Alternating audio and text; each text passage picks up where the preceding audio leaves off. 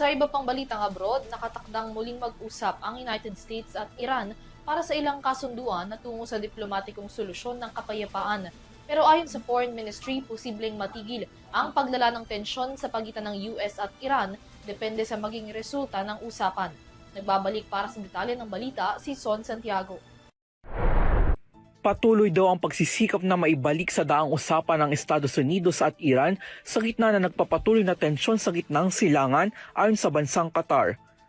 Sa isang post sa X, batay sa Qatar Ministry of Foreign Affairs mula sa mga binatawang salita ng spokesperson nito na si Dr. Majid bin Mohammed Al-Ansari, patuloy na nagsisikap ang Qatar, Oman at Pakistan upang mailapit muli ang komunikasyon sa pagitan ng Washington at Tehran.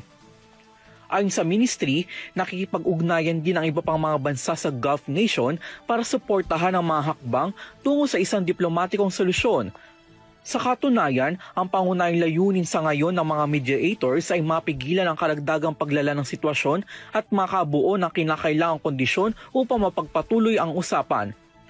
Gayunpaman, niliyon ng Foreign Ministry na nakasalalay pa rin ang anumang posibleng kasunduan sa kahandaan ng magkabilang panig.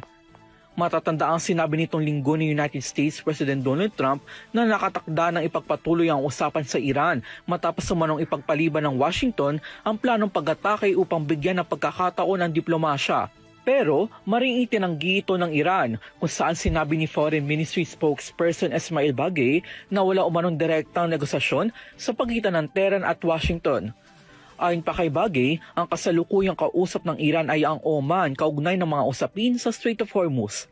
Sa post pa rin ng ministry, muling iginiit ng Qatar ang panawagan nitong mapanatili ang malayang paglalayag sa Strait of Hormuz alinsunod sa international law at huwag gamitin ang mahalagang rutang pandagat bilang instrumento ng political pressure.